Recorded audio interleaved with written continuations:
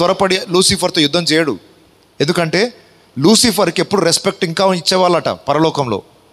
వాడు అప్పుడప్పుడు వెళ్ళి పరలోక రాజ్యం నేరారోపణ చేస్తున్నా దూతలు ఎవ్వరు కూడా లూసిఫర్ని ఒక్క మాట కూడా అనేవాళ్ళు కాదట. ఎందుకంటే ఒకప్పుడు దేవుని సముఖంలో ఒక ప్రధాన దూతగా ఉండేవాడు. ఆ రెస్పెక్ట్ ఇంకా ఇచ్చారట వాళ్ళు. యూదా పత్రికలో మనం చూస్తాం, మోషే యొక్క డెడ్ బాడీని బట్టి ఒక వాదన జరుగుతుంది. ఎవరెవరికి? మికాయేలుకి, లూసిఫర్కి. ఆయనని ఏమనలేక, ఒకప్పుడు అభిషేకించబడిన కెరూబు కదా ఈయన, నేను ఏమనలేక దేవుడు నిన్ను గద్దించును గాక అన్నాడంతే ఒక మాట. కానీ ఈసారి మాత్రం అలా లేదు. ఇక అయిపోయింది, నీ రెస్పెక్ట్ పోయింది, ఇక నీ శిక్షకు సమీపమైంది కనుక మికాయేలుక గౌరవ మర్యాదలు ఏం లేవు. ఇక డైరెక్ట్ యుద్ధం చేశాడు, ఆది మహాఘట సర్పాన్ని ఓడించి కిందికి నెట్టేశాడు. ఇక వాడి అనుచరులు కానీ ఆకాశ మండలానికి కూడా వెళ్ళే ఛాన్స్ లేదు. లేనందుకు ఏం జరిగింది? ఉన్న మిగిలిన ఇజ్రాయెల్ని హింసించాలనుకున్నాడు. అన్ని ప్రయత్నాలు చేసినా విఫలమైపోయాయి. లాస్ట్కి వాడు చేసిన చివరి ప్రయత్నం ఏంటంటే ప్రపంచంలోని అన్ని సైన్యాలను సమకూర్చి ఇజ్రాయెల్ మీదకి దండెత్తాలని ప్రయత్నం చేశాడు. ఆ టైంలో ఇజ్రాయెల్ యొక్క టెక్నాలజీ కాదు, ఐరన్ డోమ్ ఆఫ్ ఇజ్రాయెల్ కాదు, వాళ్ళ లేజర్ టెక్నాలజీ కాదు, వాళ్ళ ఆయుధాలు కాదు, ఏది కాదు. చేతులు ఎత్తేస్తారు, దేవా నీవే దిక్కు అంటారు. దేవుడే వచ్చి వారి పక్షం యుద్ధం చేస్తారు. యుద్ధం యెహోవాదే అన్నది ఆ రోజు మీకు అర్థమవుతుంది. వాళ్ళు ఒక్క ఆయుధాన్ని ముట్టుకోరు, నిస్సహాయులుగా చేతులెత్తి దేవా నీవే దిక్కు అన్న రోజు దేవుడు దిగొస్తాడు. ఆయన ఖడ్గమును ధరించి, ఆయన గుర్రమెక్కి, ఒక రాజులకు రాజుగా, ప్రభులకు ప్రభువుగా ఆయన ప్రపంచంలో ఉన్న అన్ని సైన్యాలతో యుద్ధం చేసి కాళ్ళ కింద వేసి తొక్కి వారిని సంహరించే రక్తం ఏరులై ప్రవహిస్తుంది. వారి శవాలు ఆకాశ పక్షులకు, అడవి జంతువులకు ఆహారం అవుతాయి. అది దేవుని యొక్క మహా ఉగ్రత దినం. ఇక మిగిలిపోయిన ప్రజలు ఉంటారు. సో 3.5 సంవత్సరాలు అయిపోయింది, ఎండింగ్కి వచ్చేసాం. ఈ 3.5 సంవత్సరాలు ఏం జరుగుతుందంటే, మరి సంఘముతో పాటు యేసు ప్రభు వస్తాడు. ఇటు ఇజ్రాయెల్ జనాంగం కూడా బహుశా వారు కూడా మహిమాశ్చర్యాలుగా మార్చబడతారు అనుకుంటున్నాను. దాని గురించిన పూర్తి డీటెయిల్స్ మనకు రాయబడలేదు. కానీ ఒకవేళ వారు కూడా సంఘంతో ఏకీభవించాలి అని అనుకుంటే ఖచ్చితంగా వారు కూడా మహిమా శరీరాలు ధరించుకొని ఉండాలి. ఇప్పుడు అలా ఇజ్రాయెలు క్రైస్తవులు అందరూ కలిసినదే, పాత నిబంధన కొత్త నిబంధన సంఘం అంతా కలిసిందే క్రీస్తు యొక్క సంఘం. అపోస్తలుడైన పౌలు ఎఫెసీ పత్రికలో రాస్తాడు, నేను మీకు ఒక మర్మమును చెప్పుచున్నాను. ఏంట మర్మము? యూదులు అన్యజనులు ఏక శరీరం లగుట. సువార్త ద్వారా అన్యజనులు యూదులు ఏకమై ఏక శరీరం అగుట, అదే సంఘము. ఓకే, అపోస్తలు ప్రవక్తలు వేసిన పునాది మీద కట్టబడడం. ప్రవక్తలు అనగా పాత నిబంధన భక్తులు, అపోస్తలు అనగా నూతన నిబంధన ప్రవక్తలు, అపోస్తలు వేసిన పునాది మీద కట్టబడిందే క్రీస్తు సంఘం. ఆ క్రీస్తు సంఘం ఏం చేస్తుంది ఇప్పుడు అనంటే, ఇప్పుడు ఈ 1000 సంవత్సరాల పరిపాలన స్టార్ట్ అవుతుంది. ఇక్కడ మీరు గమనించండి, ఇప్పుడు 7 years టైం పీరియడ్ అయిపోయిందా? 7 years టైం పీరియడ్ అయిపోయినాక మిగిలిన ప్రజలు ఉంటారా? ఈ మిగిలిన ప్రజలని యేసు ప్రభు ఆయనతో పాటు మనం కూడా ఉంటాం మహిమా శరీరాలు ధరించుకొని 1000 సంవత్సరాలు భూమిని పరిపాలన చేస్తాం. అప్పటి వరకు భూమి మీద పరిపాలన చేస్తున్న ఆ అబద్ధ క్రీస్తు పని అయిపోయింది. 10 మంది రాజుల కూటమి నాశనం అయిపోయింది. మొత్తం ఆ యుద్ధంలో అందరూ చంపబడిపోతారు. మరి ఈ దేశానికి రాజు ఎవరిగా? రాజ్యం అంతా ఎవరి చేతిలోకి వెళ్ళిపోయింది? యేసు చేతిలోకి వెళ్ళిపోయింది. మీరు దానియేలు గ్రంథంలో నెబుకద్నెజరు రాజు చూచిన ఒక దర్శనంలో ఆ ప్రతిమ ఉంది, చూసారా? ఆ ప్రతిమ ఎలా నాశనం చేయబడింది? ఒక రాయి, చేతితో చేయబడిన రాయి వచ్చింది. ఒక్కసారి ఆ వచనం చదువుదామా? దానియేలు గ్రంథం 2వ అధ్యాయం 45వ వచనం. చేతి సహాయం లేక పర్వతము నుండి తీయబడిన ఆ రాయి ఇనుమును, ఇత్తడిని, మట్టిని, వెండిని, బంగారమును పగులగొట్టగా తమరు చూచితిరే. ఇందువలన మహాదేవుడు ముందు జరగబోవు సంగతి రాజునకు తెలియజేసి ఉన్నాడు. కల నిశ్చయము, దాని భావము నమ్మదగినది అని దానియేలు రాజుతో చెప్పాను. ఒక చిన్న రాయిని నువ్వు చూసావే, ఆ రాయి వచ్చి ఇనుము, ఇత్తడి, వెండి, బంగారము, వెండి, ఇత్తడి, ఇనుము అన్నిటినీ కూడా మెత్తగా పౌడర్ చేసేసింది. చూసారా ఆ రాయి? ఎవరు ఆ రాయి? ఆ రాయి యేసుక్రీస్తే. యేసుక్రీస్తు వచ్చి భూరాజ్యాలన్నిటినీ అణిచివేసి ఆయన్నే రాజ్యాధిపతిగా, రారాజుగా పరిపాలన ప్రారంభిస్తాడు. ఇప్పుడు 1000 ఏళ్ల పరిపాలన స్టార్ట్ అవుతుంది. 1000 ఏళ్ల పరిపాలనలో భూమి మీద మనుషులు ఉంటారు. ఇంకా సైన్యంలో ఉన్న వాళ్ళందరూ చంపబడ్డారు, కానీ సాధారణమైన పౌరులు ఇంకా భూమి మీద ఉన్నారు. ఆ ఉన్న ప్రజలని క్రీస్తుతో పాటు మనము కలిసి 1000 సంవత్సరాల భూమిని పరిపాలన చేస్తాం. మరి ఆ ఘట సర్పం సంగతి ఏంటి? వాడి కుమారుడు ప్రవక్త నరకానికి పంపబడ్డారు. ఘట సర్పం ఇంకా ఉన్నాడు కదా. వాడిని ఏం చేస్తారంటే, ఈ 1000 ఏళ్ల పరిపాలన రెడీ అవుతున్న టైంలో వాడిని బంధించి వాడిని అగాధంలో తాళం వేసి పెట్టేస్తాడు. తీసుకెళ్ళిపోయి ఎక్కడ బంధిస్తాడు? ఒక్కసారి ప్రకటన గ్రంథము 20వ అధ్యాయం. మరియు పెద్ద సంఖ్యలను చేత పట్టుకొని అగాధం యొక్క తాళపు చెవి గల యొక్క దేవదూత పరలోకం నుండి దిగి వచ్చుట చూచి తిని, అతడు ఆది సర్పమును అనగా అపవాదియు సాతాను అను ఆ ఘట సర్పమును పట్టుకొని 1000 సంవత్సరములు వాణ్ణి బంధించి అగాధంలో పడవేసి ఆ 1000 సంవత్సరములు గడుచు వరకు ఇక జనములను మోసపరచకుండునట్లు అగాధమును మూసి దానికి ముద్ర వేసెను. పాతాళంలోనా అగాధంలోనా? పాతాళం అగాధం ఒకటేనా వేరువేరా? పాతాళంలో ఎవరుంటారు? అగాధంలో ఎవరుంటారు? పాతాళంలో రక్షింపబడని వారు, చనిపోయిన వారి ఆత్మలు ఉంటాయి. అగాధంలో సాతానుకు సంబంధించిన దురాత్మలకి జైలు అది. ఓకే, ఇప్పుడు సాతాను బంధించి ఎక్కడ పడేస్తున్నాడు? అగాధంలో. ఎన్ని సంవత్సరాల వరకు వాడు అరెస్ట్? 1000 సంవత్సరాలు గడుచు వరకు వాడు అక్కడే ఉంటాడు. భూమి మీద ఉన్న ప్రజలు ఇంకా మోసం చేసే ఛాన్స్ లేదు. ఒక్కసారి ఊహించండి, భూమి మీద సాతాను లేడు, యేసు ప్రభువే వచ్చి భూమిని పరిపాలన చేస్తున్నాడు. ఒక విధంగా భూమే స్వర్గంలాగా మారిపోతుంది. 1000 సంవత్సరాల యేసు యొక్క నీతి పాలన జరుగుతుంది. ఈ పాలనలో చాలా సంఘటనలు జరుగుతాయి. ఆయన నీతి పాలనలో ఇంకా ప్రజలు చనిపోతూనే ఉంటారు, మరణం ఉంటుంది. కానీ ప్రతి వ్యక్తి 100 సంవత్సరాలు ఖచ్చితంగా బతుకుతాడు. అకాల మరణాలు ఉండవు, రోగాలతో చచ్చిపోవడం ఉండదు, యాక్సిడెంట్స్ ఉండవు, హత్యలు, క్రిమినల్ కేసెస్ ఏవి కూడా ఉండవు, నేర చరిత్ర అక్కడ ఉండదు. ఆయన పరిపాలన చాలా నీతిగా ఉంటుంది. ఎందుకంటే ఆయన ఇనుపదండముతో ఏలుతాడు. వారు కుమ్మరివాని పాత్రల వలె పగలు చాలా స్ట్రిక్ట్గా ఉంటుంది రూలింగ్.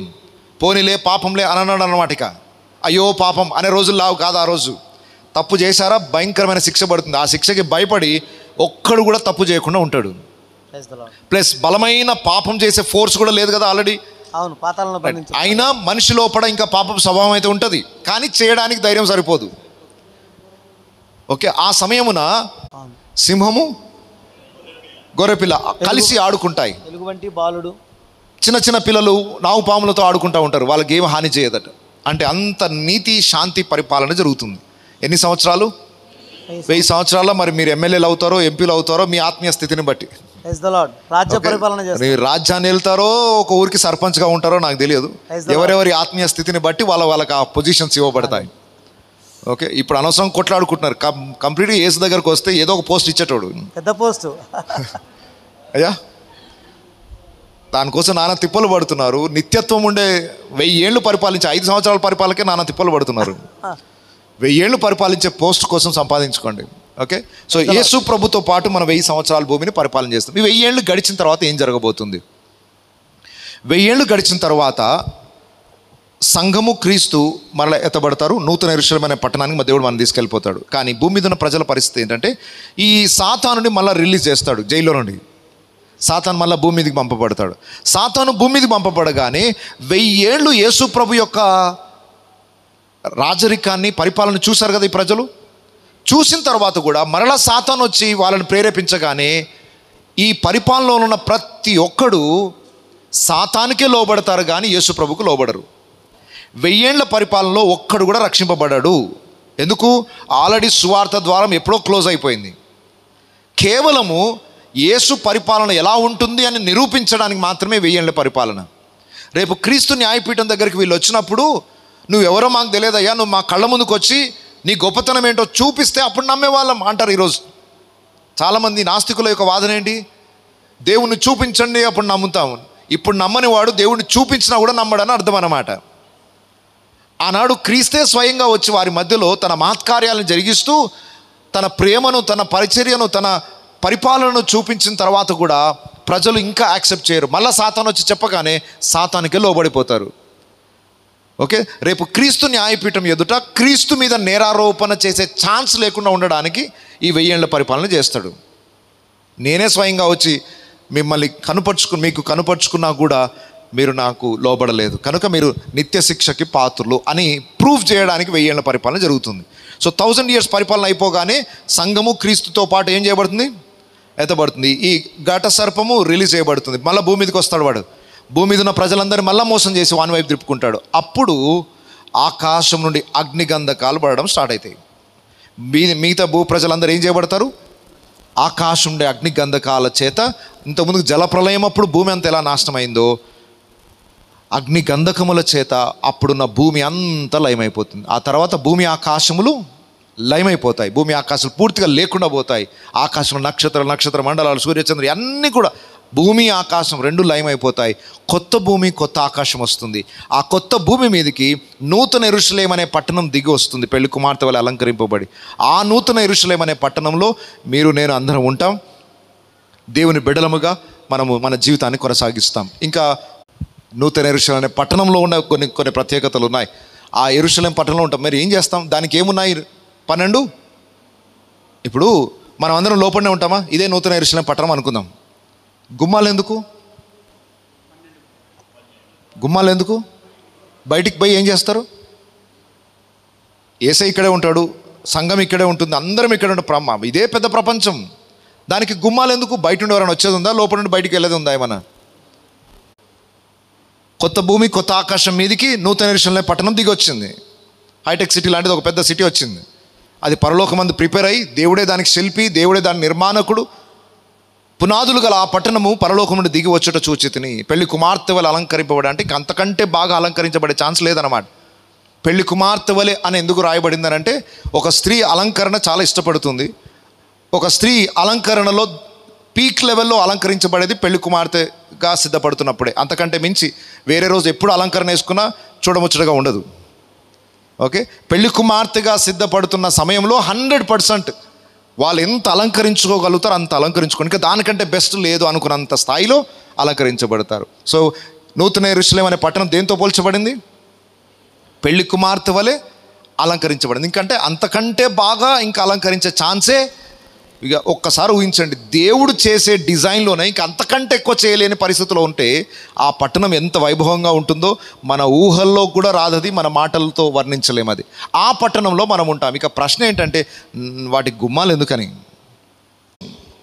ప్రకటన గ్రంథం 22వ అధ్యాయం 5వ వచనం. రాత్రి ఇక నెన్నడూ ఉండదు, దీపకాంతి అయినను సూర్యకాంతి అయినను వారికి అక్కర్లేదు. దేవుడైన ప్రభువే వారి మీద ప్రకాశించును, వారు యుగ యుగములు రాజ్యము చేయుదురు. ఈ పట్టణంలో ఉన్న వాళ్ళు ఏమేం చేస్తుంటారు? సో దీనికి కొన్ని సంఘాలు ఏమి ఇంటర్ప్రిటేషన్ ఇస్తాయంటే, లేదు జ్యేష్ఠుల సంఘం మాది ఉంది చూసారా, మేము యెరూషలేము పట్టణంలో ఉంటాము, మిగిలిన మీ ప్రజలందరూ కొత్త భూమి మీద ఉంటారు, మేము మిమ్మల్ని పరిపాలన చేస్తూ ఉంటాం. వాళ్ళే పరలోక పట్టణానికి వెళ్తారు, వాళ్ళే జ్యేష్ఠుల సంఘము. మిగిలిన సంఘాలన్నీ బయట, ఊరు బయట ఉన్నట్టు పట్టణానికి బయట ఉంటారు. మీరంతా వెలివేయబడిన వాళ్ళు. మీ సంఘాలన్నీ పరిపూర్ణ సంఘాలు కాదు, పరిపూర్ణ సమర్పణ కలిగిన సంఘం మాదే. నూతన యెరూషలేము అనే పట్టణంలో మేము ఉంటాం, మేము మిమ్మల్ని ఏలుతూ ఉంటామని కొంతమంది బోధ చేస్తున్నారు. అది కరెక్టేనా రాంగా? మరి ఇంకా చెప్పాలంటే స్పెషల్గా పెళ్లి కాకుండా, పెళ్లి చేసుకోకుండా ఉన్నవారు, సియోను సంఘంలో ఉండేవారు, ఆ 1,44,000 మందిలో మేము మాత్రమే ఉంటాం, మీరు ఉండరు. స్త్రీ సాంగత్యం ఎరుగని వారు, వారు మాత్రమే నూతన యెరూషలేము పట్టణంలో ఉంటారు, మిగతా వాళ్ళంతా కింద ఉంటారు, కొత్త భూమి కొత్త ఆకాశం మీద. అది కరెక్టేనా రాంగా? అందరం రాజులమే, రాజులైన యాజకులం. మరి ప్రజలు ఎవరు? దేవదూతలను వెళ్తామా? కేటగిరీస్ ఉంటాయా? మనలోనే కేటగిరీస్ ఉంటాయా? మళ్ళీ అదే బోధకు వచ్చింది. జ్యేష్ఠుల సంఘం ఒకటి ఉంటుంది, సియోను సంఘం ఒకటి ఉంటుంది, మిగతా వాళ్ళందరూ లో క్లాసు. అంటే సంఘంలోనే మళ్ళీ లో క్లాసు, హై క్లాసు వాళ్ళు, లో క్లాస్ వాళ్ళు. అక్కడ కూడా ఈడ తప్పట్లేదు, ఆడ కూడా అదే పరిస్థితి. భారతదేశంలో వచ్చిన పెద్ద సమస్యనే అది. పరలోకానికి వెళ్ళినా కూడా తప్పదు ఆ పరిస్థితి. ఇప్పుడు మనం అందరం నూతన యెరూషలేము పట్టణంలో ఉంటామా? కొత్త భూమి ఎందుకు మరి? నూతన యెరూషలేము పట్టణం వేరు, కొత్త భూమి వేరు. నేను కొత్త భూమి కొత్త ఆకాశం చూచి తిని, మరియు నూతన యెరూషలేము అనే పట్టణము పెళ్లి కుమార్తె వలె అలంకరింపబడి దిగి వచ్చుట. అంటే కొత్త భూమి సపరేట్గా ఉందా? కొత్త భూమి మీదకి ఏం దిగి వస్తుంది? ఓకే, సో దీని మీద కొన్ని భిన్న అభిప్రాయాలు అయితే. ఆకాశంలోనే ఆ నూతన యెరూషలేము పట్టణం వేలాడుతుందని కొందరు, లేదా అది భూమి మీదకి దిగి వస్తుందని. సరే, భూమి మీదకే దిగి వచ్చింది అని నమ్ముదాం. ఎందుకంటే ప్రపంచ దేశం అంతట్లో ఇజ్రాయెల్ దేశం భూమి యొక్క నడిబొడ్డున ఇజ్రాయెల్ దేశం ఉన్నట్టుగానే రాబో రోజుల్లో నూతన యెరూషలేము పట్టణము మళ్ళీ కొత్త భూమి యొక్క నడిబొడ్డున ఉంటుంది. మరి మిగతా భూమి అంత ఎందుకు? మనం అందరం యెరూషలేము పట్టణంలో ఉంటాం. ఏం తక్కువైంది దాంట్లో? అన్నీ కావాల్సినవన్నీ ఉంటాయి. మనం బయటికి వెళ్ళి మన పొలాలు పండించాల్సిన అవసరం ఏమనుందా? అక్కడ ఆకలి ఉండదు, తిండి మనకు పోషణ కొరకు ప్రయాసపడాల్సిన ఏమీ అవసరతలు లేవు. నిత్యం ఆయనతో కలిసి ఆనందిస్తూ ఉంటాం. మరి రాజ్య పరిపాలన ఎవరిని చేస్తాం? ఆ గుమ్మాలు ఎందుకు? ఎవరు బయట లోపలికి వస్తారు, లోపల బయటికి ఎవరు వెళ్తారు? సో దీనికి ఆన్సర్ ఏంటి అని అంటే, కొత్త భూమి కొత్త ఆకాశం దేవుడు చేసిన తర్వాత ఇప్పుడు మనం అందరం క్రీస్తుతో ఏమైపోయాం? వివాహము, క్రీస్తుకి వధువుగా భార్యగా మనము అంటుకట్టబడ్డాం. వివాహమై కలిసి కాపురం చేస్తున్నారు. నెక్స్ట్ పిల్లలు పుడతారా లేదా? పిల్లలు పుట్టరా? వివాహమైన తర్వాత నెక్స్ట్ ఏం ఎక్స్పెక్టేషన్స్? సంతానం కాలేదు. సేమ్ అదే జరగబోతుంది. అయితే ఇది ఆధ్యాత్మికంగా, శారీరకంగా కాదు. సంఘము క్రీస్తుతో వివాహం చేయబడిన తర్వాత సంఘము క్రీస్తు కలిసి కొత్త ప్రపంచాన్ని సృష్టించబోతున్నారు. మరలా కొత్త మానవాళి స్టార్ట్ కాబోతుంది. మనసులో ఓకే అంటేనే నమ్మండి, లేకపోతే వద్దు. దీంతో వచ్చిపోయేది ఏం లేదు. సంఘము క్రీస్తు కలిసి కొత్త ప్రపంచాన్ని సృష్టించబోతున్నారు. ఆ కొత్త ప్రపంచంలో ఇక సముద్రం ఉండదు. ఆ కొత్త ప్రపంచానికి కేంద్రము నూతన యెరూషలేం పట్టణం అవుతుంది. నూతన యెరూషలేం పట్టణంలో ఉన్న మనమే ఆ కొత్త ప్రపంచాన్ని ఏలువారంగా ఉంటాం. ఆ కొత్త ప్రపంచంలోని రాజులు లోపలికి వస్తూ వెళ్తుంటారు. వాళ్ళకి ఏ అవసరం ఉన్నా మన దగ్గరకు వస్తారు. క్రీస్తు భార్యగా మనకు ఒక గొప్ప అధికారాన్ని ఇచ్చాడు దేవుడు. ఆ పరిపాలన బాధ్యత దేవుడు మనకు అప్పగించాడు. ఇప్పుడు ఆ కొత్త భూమి మీద ఉన్న ప్రజలకు ఏ అవసరం ఉన్నా ఎక్కడికి రావాలి? వాళ్ళు నూతన యెరూషలేము పట్టణమునకు ఇశ్రాయేలు ప్రజలు 12 గోత్రాల ప్రజలు వచ్చి దర్శించు వెళుతున్నట్టుగా కొత్త ప్రపంచంలో కొత్త మనుషులందరూ సృష్టింపబడి వాళ్ళందరూ నూతన యెరూషలేము పట్టణాన్ని దేవాలయంగా భావించి వచ్చి దర్శిస్తూ మన దగ్గర నుండి వాళ్ళ అవసరతలు తీర్చబడుతూ వెళ్తూ ఉంటారు. నూతన యెరూషలేము పట్టణములో జీవఫల వృక్షం ఉందా? 12 నెలల్లో 12 కాపులు కాస్తుంది. దాని ఆకులు ఏం చేస్తాయట? 2వ వచనం చూడండి, 22వ అధ్యాయం 2వ వచనం.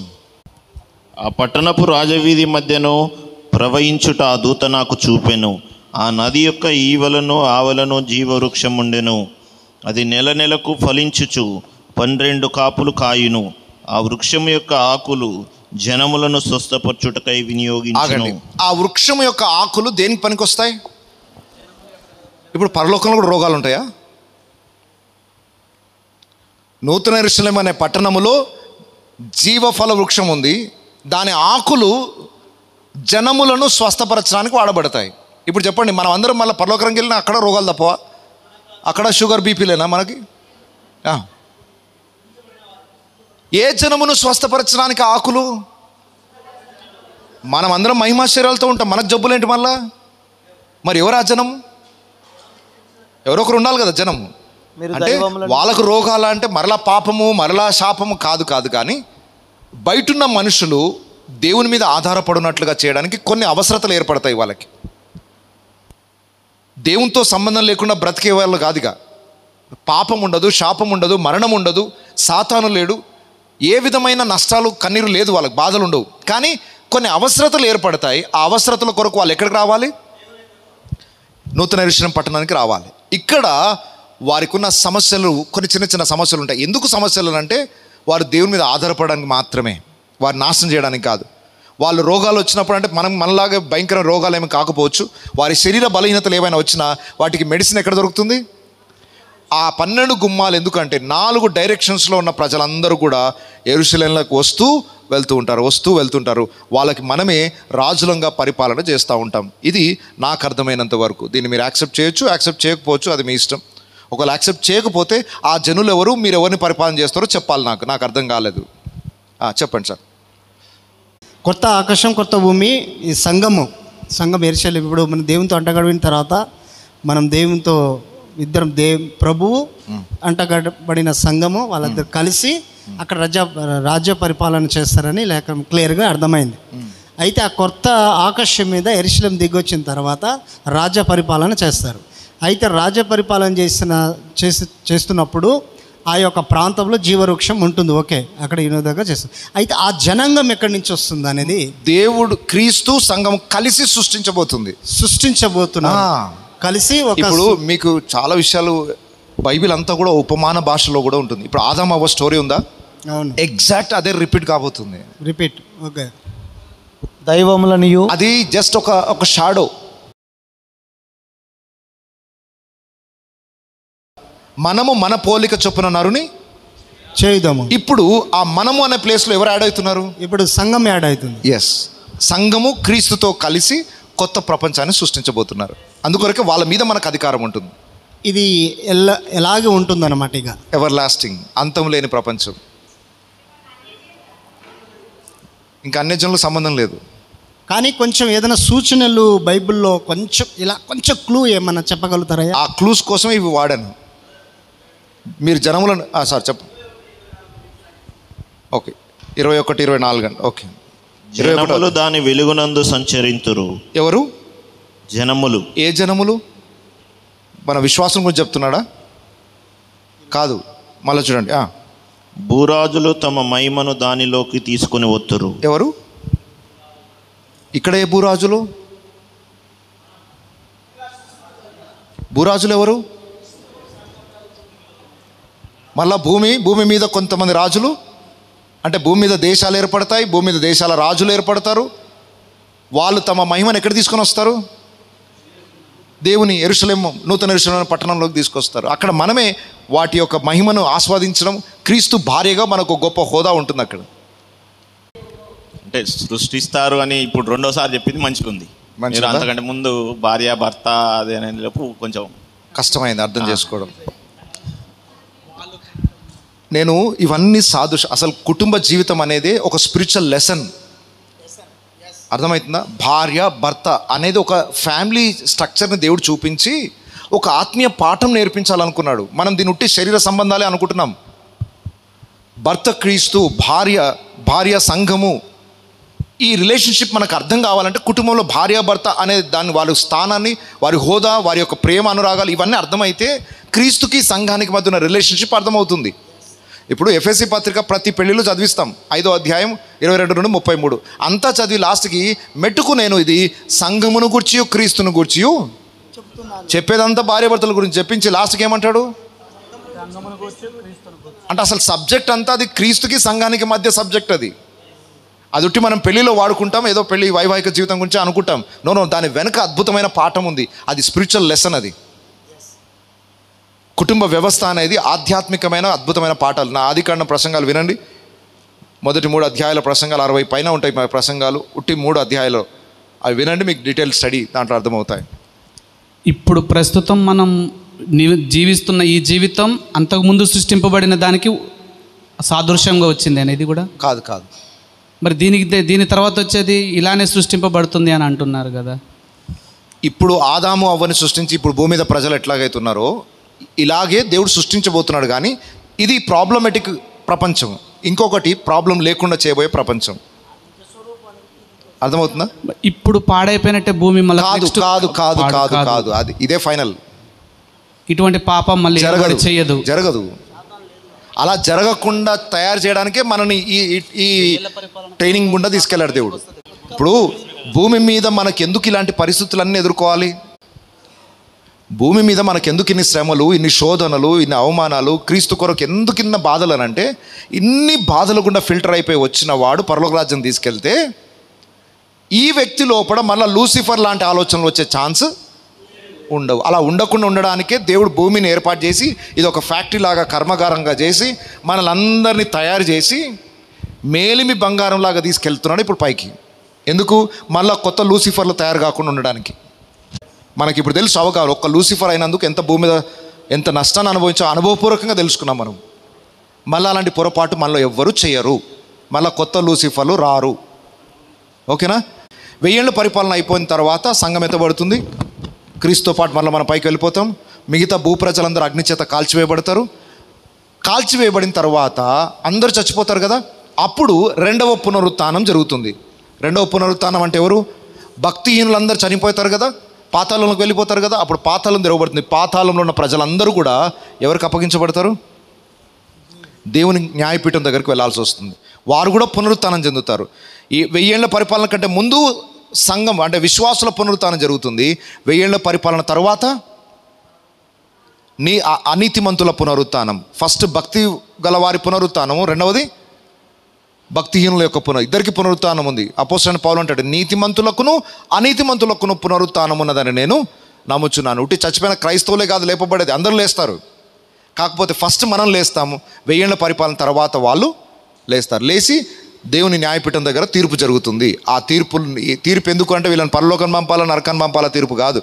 నరకానికి పంపడానికి వీళ్ళలో ఏ తప్పులు ఉన్నాయి, కేసులన్నీ ముందు పెట్టి ఇన్ని తప్పులు చేశారు కనుక ఇంత రక్షణ కొరకు ఏర్పాటు చేసిన తర్వాత కూడా రక్షణను కాలతో తృణీకరించారు కనుక ఇట్టివాడు శిక్షకి పాత్రుడు అని జడ్జిమెంట్ జారీ చేస్తుంది.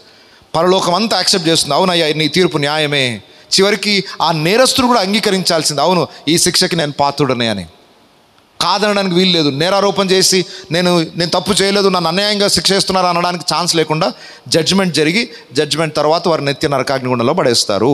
ఓకే, నరకం అనేది భూమిలో లేదు, నరకం అనేది భూమికి బయట ఉంది. కొంతమంది భూమిలోనే కింద నరకం ఉంది అంటారు. పాతాళం ఉంది, నరకం వేరు, పాతాళం వేరు, అగాధం వేరు. ఓకే, నరకం అనే ప్రత్యేకమైన స్థలం ఉంది. జడ్జిమెంట్ అయిపోయిన తర్వాత వారు నరకానికి వెళ్తారు. ఇప్పుడున్న భూమి ఆకాశం లయమైపోతాయి. ఓకే, ఇప్పుడు చెప్పండి, మీద ఏదో క్వశ్చన్ ఉందన్నారు. అది పాతాళంలో నుండి 2 పునరుద్ధానం, ఒకటి ఆ నీతిమంతులకును తర్వాత అనీతిమంతులకు పునరుద్ధానం. అప్పుడుకు ఈ పరిపాలన జరుగుతుంటుంది కదా, అప్పటికి ఇదే యెరూషలేము తోటి 1000 ఏళ్ల పరిపాలనలో 1000 ఏళ్ల పరిపాలనలో చాలామంది ఇంకా చనిపోతూనే ఉంటారు. 1000 ఏళ్ల పరిపాలన అయిపోయిన తర్వాత క్రీస్తు సంఘం ఎత్తబడిపోతుంది. ఆకాశం నుండి అగ్ని వచ్చి బిగిన భూమి ప్రజలందరినీ ఇంకా మరణం రుచి చూడని వాడు ఉండడు. అప్పుడు అందరు చనిపోయిన తర్వాత మృతుల పునరుత్థానం జరుగుతుంది. వాళ్ళు జరిగినాక భూమి ఆకాశంలో అగ్ని మొత్తం లయం అయిపోతాయి, లేకుండా పోతాయి. అప్పుడు యెరూషలేము దిగొచ్చిన అప్పుడు కొత్త భూమి కొత్త ఆకాశం వస్తుంది. అప్పుడు ఆ అది అవ్వక ముందే అనీతిమంతులకును నీతిమంతులకు జరిగిపోతుంది అయిపోతుంది. ఇక భూమే లేదు కదా, ఇంకా భూమి మీద ఉన్న వాళ్ళందరినీ భూమి అప్పగించేస్తుంది. సముద్రం తన ప్రాణాలను అప్పగించేస్తుంది, పాతాళం అప్పగించబడుతుంది. లాస్ట్కి పాతాళము, అబద్ధ క్రీస్తు, ఈ ఆది మహాఘట సర్పము, మరణము అనేది కూడా ఒక శక్తి. మరణమును, పాతాళమును, మహాఘట సర్పమును కూడా దేవుడు తీసుకెళ్ళిపోయి నిత్య నరకాగ్నిగుండంలో పడేస్తాడు. ఫైనల్ జడ్జిమెంట్ అది. ఇక వాడితో ఉన్న సమస్య పూర్తిగా ముగించబడుతుంది. ఇందాక మీరు చెప్తూ అగ్ని 2 అంచెల ఖడ్గంగా మీరు భావించారు. ఆ అగ్నిని అపుస్తుల కార్యంలో కొంత పరిశుద్ధాత్మకు దాని సాదృశ్యంగా చెప్తారు కదా. మరి ఆ అగ్ని కోపంగా, అంటే అక్కడ మనం ఎక్కడైతే ఇజ్రాయెల్ వారికి యుద్ధంలో వారిని కాపాడతాడో అది రెండవగా కోపంగా మనం చూపించారు. ఆ అగ్ని 2 భాగాలుగా మనం చూసుకోవచ్చా, ఒక భాగంగా చూసుకోవచ్చు? అగ్ని అనగానే పరిశుద్ధాత్మ అభిషేకమే అనుకోవద్దు, సందర్భాన్ని బట్టి దాని వివరణ తీసుకోవాలి.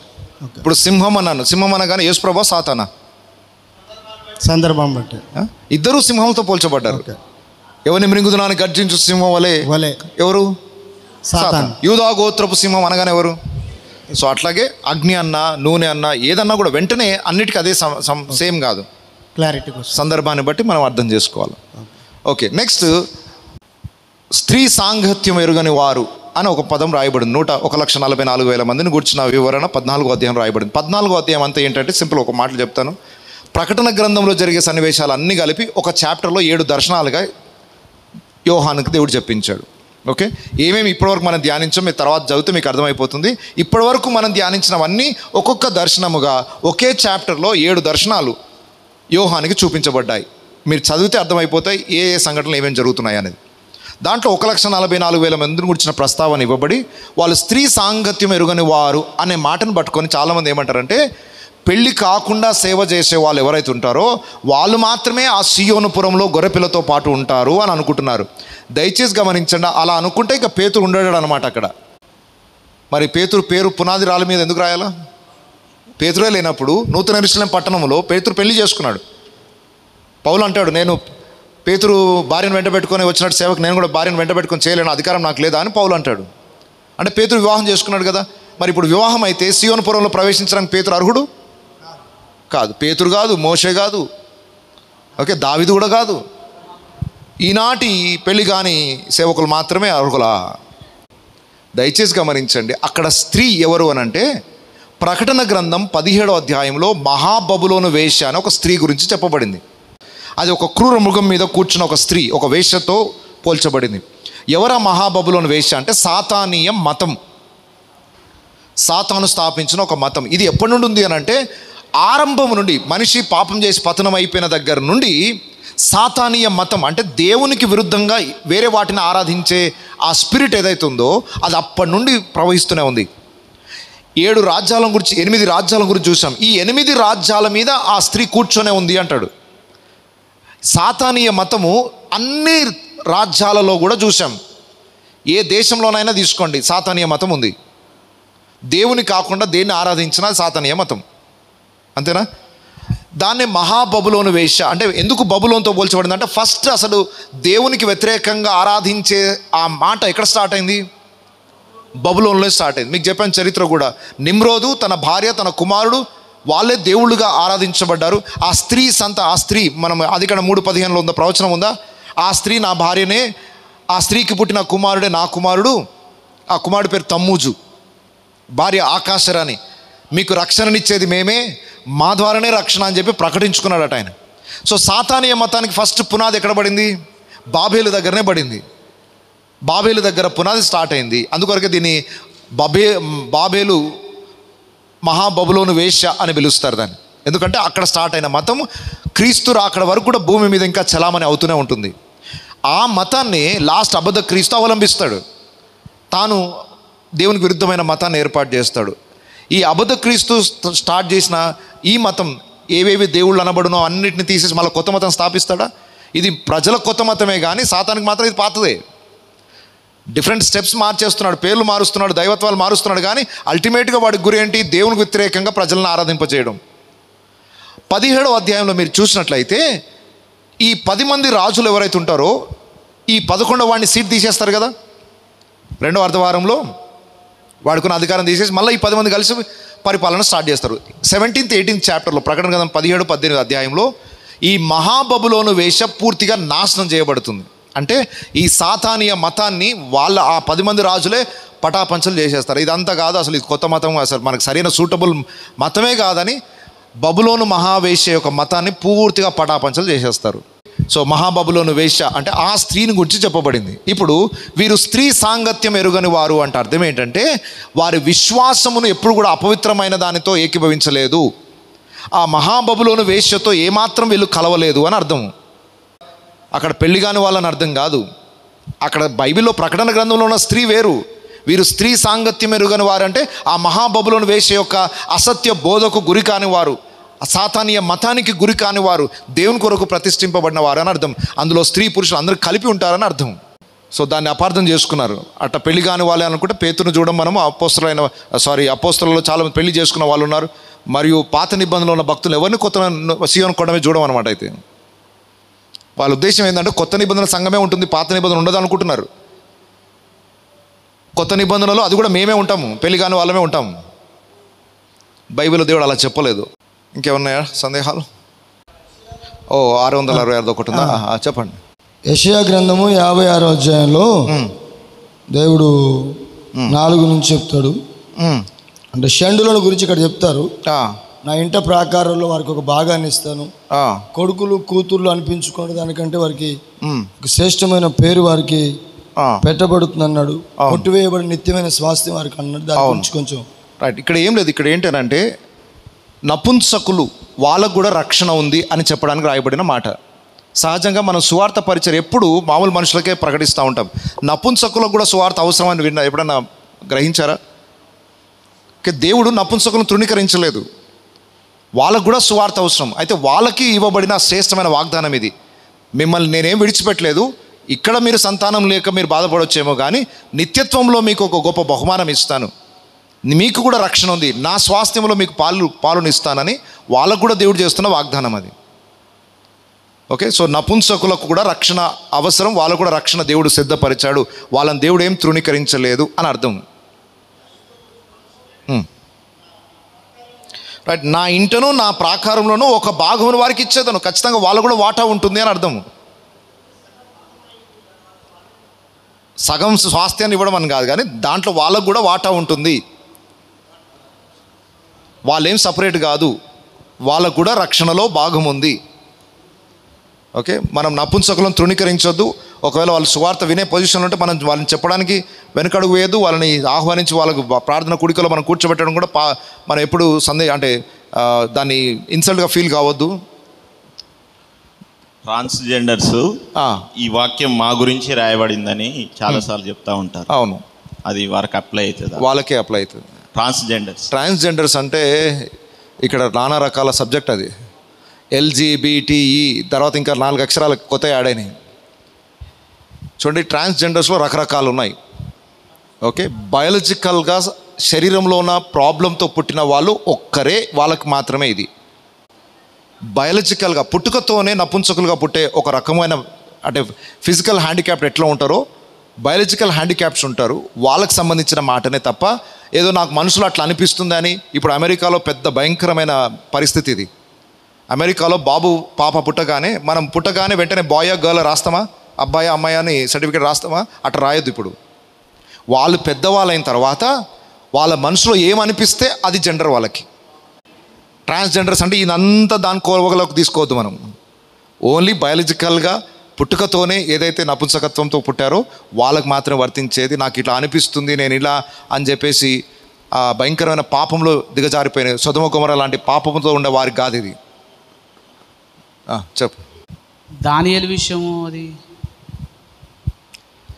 దానియేలు గురించి ఎవరికి క్లారిటీ కాదు. ఆయన నపుంసకుడా కాదా అనేది మనకు క్లారిటీ లేదు. అయితే ఒక కారణాన్ని బట్టి ఏమంటారంటే, యూదా ప్రజలందరూ కూడా చెరపట్టబడిన తర్వాత వారి యవనస్తులను ఆ రాజు నపుంసకులుగా మారుస్తాడు అనే మాటనే పట్టుకుంటారు. కానీ దానియేలు నపుంసకుడా కాదా అనేది క్లారిటీ ఎక్కడ రాయబడలేదు. అవునా కాదా అనేది మనం 100% చెప్పలేము. ఒక విషయం, ఒకవేళ అతడు నపుంసకుడు అయితే రాజు దగ్గర ప్రాముఖ్యమైన పాత్ర వహించడానికి అర్హుడు కాదు. ఏ లోపం లేని వాడిని సెలెక్ట్ చేసుకుంటారు. అవును, రాజు దగ్గర ప్రధాన అధికారిగా ఎవరైనా ఉండాలనుకుంటే ఏ లోపం లేని వాడే ఉండాలి. మరి అప్పుడు దానియేలు ఆ యోగ్యత ఉండదు. ఏదో మంత్రి పదవి వరకు ఉండొచ్చేమో, కానీ రాజు దగ్గర సింహాసనం వేసుకొని కూర్చొని రాజుకి దగ్గర అధిపతిలా ఉండడం మాత్రం లోపం ఉన్న వారిని పెట్టరు. గతం నుంచి వెళ్ళి కూడా ఇంటర్ప్రిటేషన్ అట్టే చేయటం వల్ల దాంట్లోనే సెట్ అయిపోవాల్సి వచ్చేసింది. అంటే అదే విని అదే దానివల్ల అట్ట అదే ఇప్పుడు క్లారిటీ లేని వాటికి మనం వాదన చేయొద్దు. ఇప్పుడు అక్కడ నపుంసకుడా కాదా అనేది క్లారిటీ లేదు మనకు. బట్ ప్రవచనం అయితే ఉంది. యూదుల నుండి తీసుకొని పోబడిన యవనస్తులను నపుంసకులుగా మారుస్తాడనే ప్రవచనం ఉంది. కానీ అలా మార్చబడినలో శ్రేష్టమైన వ్యక్తులు సపరేట్గా ఉన్నారు. మార్చబడ్డారా లేదా అనేది మనకు తెలియదు. సో దాని మీద మనం వాదన పెట్టుకోలేము. క్లారిటీ లేని దాని గురించి మనము ఆర్గ్యుమెంట్ చేయలేము. క్రొత్త నిబంధనలో యేసుప్రభు వారు అంటే దేవుని కోసం నపుంసకులుగా చేయబడిన వారు కలరు. దేవుని కోసం నపుంసకులుగా చేయబడిన వాళ్ళనంటే ఈ శరీరాశలన్నీ కూడా చంపుకొని దేవుని కొరకే బ్రతకాలి అనే నిర్ణయం వ్యక్తిగతంగా తీసుకొని బ్రతికే వాళ్ళని అర్థమవుతుందా?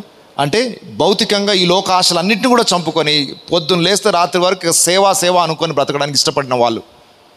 అంతేగాని వాళ్ళు ఏదో శరీరంలో వాళ్ళు ఏదో బయాలజికల్గా ఆపరేషన్స్ చేసుకుని, ఇప్పుడు అమెరికాలో అదే సమస్య. అబ్బాయి ఉంటాడు, ఆ అమ్మాయిలాగా మార్చుకోవడానికి ట్రై చేస్తుంటారు. అట్లా దేవుని పరలోక రాజ్యం కొరకు ఎవరు మార్చుకోలేదు. కేవలము ఆ శరీర సంబంధమైన కోరికలు నాకు అవసరం లేదు, నా జీవితం అంతా దేవుని కోసం అని పౌలులాగా తమ తాము ప్రతిష్ఠించుకోవడం. ఓకే, చెప్పు. రైట్. ఇప్పుడు ఖచ్చితంగా ఇప్పుడు కుటుంబ బాధ్యతలు 100 ఉంటాయి మనకి. 100% సేవకు న్యాయం చేయగలుగుతున్నామా? ఇప్పుడు ఇంటి భార్య పిల్లలను వదిలేసి వచ్చాను, ఇక్కడ నుండే దేశాలు ఎగుతూ 4 సంవత్సరాలు బయట తిరిగేసి వస్తే నన్ను పిచ్చోడు అంటారు. అంతే. భార్య పిల్లల్ని ఎవరు చూసుకుంటారు? అక్కడ ఒక బాధ్యత ఉంది. ఈ బాధ్యతతో నేను చేయాలనుకున్న పని 100% చేయలేను. ఖచ్చితంగా మరి అలా 100% చేసిన పౌలుకి అందరికంటే ఎక్కువ హోదా ఇవ్వద్దా? 666 గురించి కొంచెం చెప్తా. అదే చెప్తున్నా 666 ప్రకటన గ్రంథం 13వ అధ్యాయం 16వ వచనం నుండి ఒకసారి చూద్దాం. ప్రకటన గ్రంథం 13వ అధ్యాయం 16వ వచనం. కాగా కొద్దివారు కానీ గొప్పవారు కానీ, ధనికులు కానీ దరిద్రులు కానీ, స్వతంత్రులు కానీ దాసులు కానీ, అందరూ తమ కుడి చేతి మీదనైనను తమ నొసటి ఎందైనను ముద్ర వేయించుకొనున్నట్లును, ఆ ముద్ర అనగా ఆ మృగము పేరైనను దాని పేరిట సంఖ్య అయినను గలవాడు తప్ప క్రయ విక్రయంలో చేయుటకును మరి ఎవనికిని అధికారము లేకుండానట్లును అది వారిని బలవంతము చేయుచున్నది. బుద్ధి గలవాడు మృగము యొక్క సంఖ్యను లెక్కింపనిమ్ము, అది మనుష్యుని సంఖ్యయే, ఆ సంఖ్య 666. ఇందులో జ్ఞానము కలదు. రైట్. 666 అనే సంఖ్య అది ఒక మనిషి సంఖ్యయే అంటున్నాడు.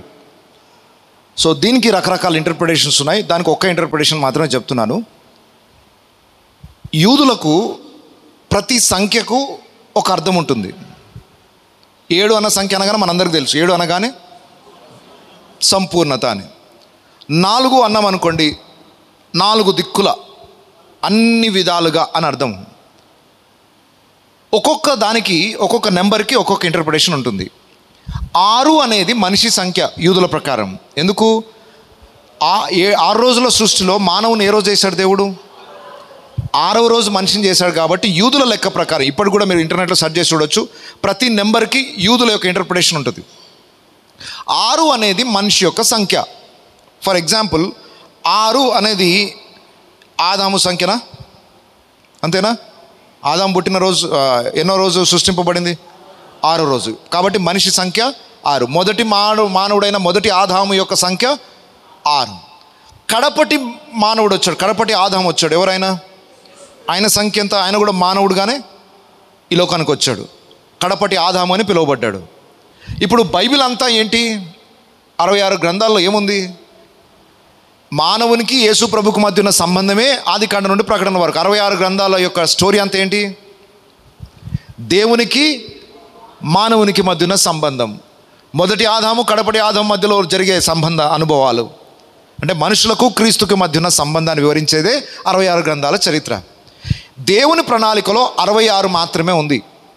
సంఘము క్రీస్తు. అబద్ధ క్రీస్తు 3వ వాడుగా దూరాలని ట్రై చేస్తుంటాడు.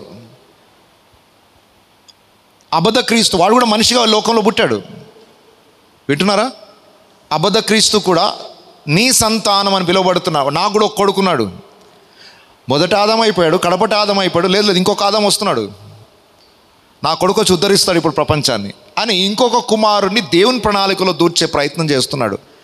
సాతాను యొక్క కుమారుడు నెక్స్ట్ కుమారుడు కాబట్టి ఆయనకి ఇంకొక 6 యాడ్ చేయాల్సి వచ్చింది. ఎంత?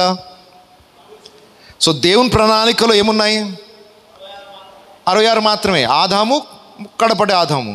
కానీ ఇంకొక ఆదాము దూరాలని ట్రై చేస్తున్నాడు. అబద్ధ క్రీస్తు దూరాలని చేసి దేవుని ప్రణాళికని పటాపంచలు చేయాలని చేసే ఆ 3వ 6 దాంట్లో జాయిన్ చేసేసరికి అది సాతాను యొక్క ముద్రగా పరిగణించబడుతుంది. దేవుని ప్రణాళికకు ఎక్స్ట్రా ఏది యాడ్ చేయొద్దు, దాంట్లో నుండి తీసివేయకూడదు. ఎప్పుడైతే దేవుని ప్రణాళికలో ఇంకొక వ్యక్తి తలదూర్చాలని ప్రయత్నం చేస్తున్నాడో ఆ తలదూర్చే వ్యక్తి సింబలే 666. ఇది ఒక ఇంటర్ప్రిటేషన్.